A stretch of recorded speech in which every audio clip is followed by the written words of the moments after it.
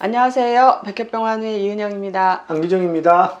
오늘 백혈병환의 TV에서는 우리 환자분들이 굉장히 많이 상담을 요청하는 내용 중에서 선정을 해봤습니다. 예. 내 몸에 감기 증상이 그렇죠. 있을 시 이때는 어떻게 해야 될까? 사실은 내 몸에 감기는 알잖아요.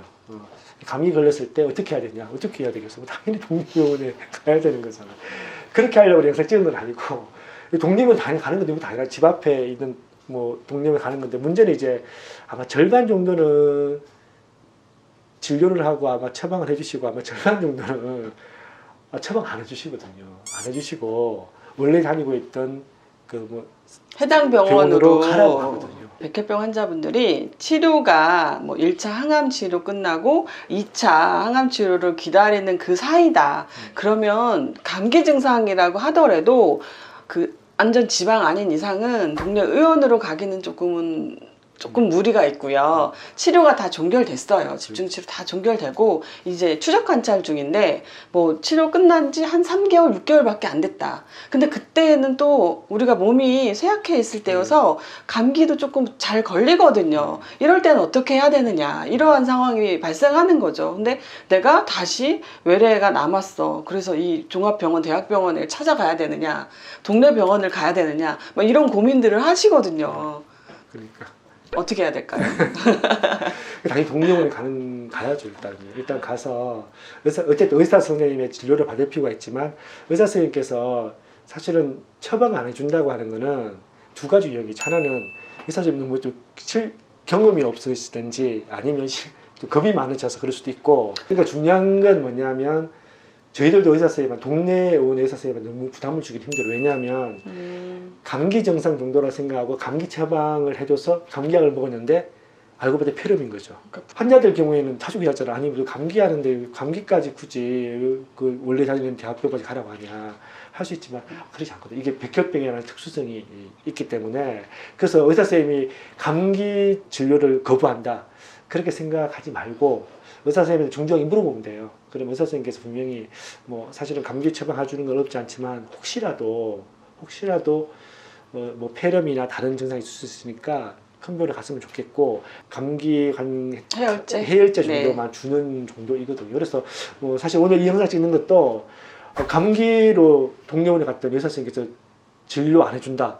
진료 거부다. 이렇게 하지 말았으면 좋겠다는. 아니 저도 실질적인 경험이 있어요. 저도 조혈모세포 이식을 하고 퇴원하고 한 1년 이내였던 것 같은데 그래서 감기인 것 같아서 동네 병원에 의원에 갔었고 근데 저의 기저질환을 속일 수는 없잖아요. 그래서 제가 이렇게 이런 치료가 끝난 상황이다 그랬더니 선생님이 그냥 아주 웃으시면서 치료 잘 받으셨나 봐요 하시면서 그냥 해당 병원도 멀지 않은데 서울이니까 병원으로 가라고 그래서 제가 해당 병원으로 가는 기억이 있는데 이게 좀 가까운 병원이 있거나 아니면 끝난 지 얼마 안 됐을 때는 해당 병원으로 가는 게 1차적으로는 조금 저는 그걸 권하고 싶어요. 만성고수 백혈병 환자들은 뭐 경구용 이제 표적암으로서 일상생활 하고 있잖아요. 그럼에도 불구하고 이제 만성고수 백혈병이라고 이제 자기 병력을 의사 선생님한테 이야기를 하시면 그 경우에도 사실은 이제 원래 다니는 병원에 가라고 하는 경우도 사실 있거든. 그래서 일부 환자들은 혼란스럽긴 하겠다. 이야기를 안 해요. 아, 그게 더 위험한 거 아닌가요? 그러니까 이제 사실은 이제 급성 백혈병이면 당연히 기저질을 이야기해야 되는데 만성고수 백혈병 같은 경우에는 사실 일부 환자들은 안 하는 얘기 안 하고 그냥 일반 환자인 것처럼 해서 그 처방받는 경우도 사실 있거든요. 근데 저희들이 원하는 건 뭐냐면 원래 단골로 다니는 의원이 있을 거잖아요. 저는 거기에 백혈병 질환에 대한 기저 질환에 대한 정보를 주고 감기 같은 게 발생했을 때 의사 선생님이 먼저 상담을 하고 의사 선생님이 충분히 관리가 가능하다면 하고 아니면 의사 선생님이 또 한 분 또 이제 진료를 받는 거니까. 그리고 원래 다니는 병원에 가는 것도 좀 필요한 것 같아서 그래서 저희들이 이제 말씀을 드리고 싶은 거는 감기인데 왜 동네원에서 진료나 처방 안 해줘? 라고 너무 이렇게 강하게 항의하는 것도 사실은 좀 상처받지 마시고 백혈병 치료하다가 그 정도는 아무것도 아니거든요. 한 번쯤은 동네 의원으로 급할 땐 가도 되느냐 한 번은 해당 병원의 의료진하고 얘기를 해봐도 괜찮을 것 같아요. 제일 좋은 방법이라고 생각되시거든요. 일단은 당연히 환자도 의사 선생님도 상태가 좀 이렇게 불안한 상태 같으면 이런 생각도 안 하고 이런 얘기도 하지 않지만 그렇죠. 좀 조금은 이제 회복됐고 자신감이 생겼을 때는 그 해당 어르신한테 물어보는 게 제일 좋거든요. 이게 결국은 이제 의사선 간에 서로 간에 이게 정보가 없기 때문에 네, 네. 사실 못하는 거지.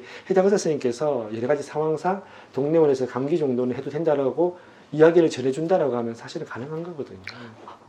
네, 아까 말씀하신 것처럼 동네 의원에 그냥 내가 단골 나의 기저질환을 다 아는 단골 병원을 의원을 좀 두는 것도 좋은 것 같아요. 그렇죠. 저는 개인적으로는 그러고 있거든요. 뭐 안과를 가야 된다던가 치과, 뭐 내과 그러니까 많지는 않아요. 근데 그 몇 군데는 저의 기저질환을 아직도 알아서 안과 같은 경우에는 제가 뭐 우리가 항암 치료하고 졸모세포 이식 이후에는 안구 건조증이 굉장히 좀 흔한 후유증 중에도 하나잖아요. 그래서 저 같은 경우는 결막염이라던가 안구 건조증이 좀 자주 오는 편인데 동네 안과 의원에서도 제 기저질환 알거든요. 그래서 조금 더 면밀히 세심하게 봐주시는 것 같더라고요. 제 느낌에는. 그래서 자기의 기저질환을 조금 정확하게 전달하고 이런 치료를 할 수 있는 의원을 두는 것도 나쁘진 않을 것 같습니다. 그리고 한 가지 이제 좀 팁이라고 하면 우리가 이전에도 우리가 궁금증했지만 그 백혈병은 그 혈액 검사지가 되게 중요하다고 그럼요. 했잖아요. 네.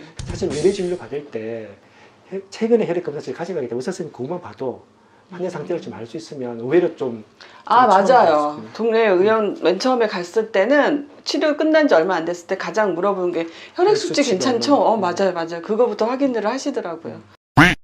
감기 증상이 있었을 때에 대해서 얘기를 해봤는데 도움이 좀 되셨으면 좋겠는데 어떻게 들으셨는지는 잘 모르겠어요. 저희가 조금 정리가 잘 안 된 것 같기도 하고. 우리가 앞으로 영상은 기존에 좀 이게 큰 내용들을 많이 했는데 지금은 이제 여러 현장에서 환자들이 되게 궁금해하고 답답해하는 것들을 좀 이렇게 얘기해주는 영상을 좀 앞으로 쭉 만들어 네. 보겠습니다. 유튜브 우리가 백혈병 한우의 TV를 통해서 이렇게 정보를 전달하다 보니까 간혹 이걸 찍은 이유도 이러한 사소한 질문들이 문의들이 더 많아지셨어요. 그래서 조금 자주 많이 오는 상담 사례를 조금 더 앞으로는 얘기를 더 해볼 수 있는 시간을 준비하려고도 하거든요.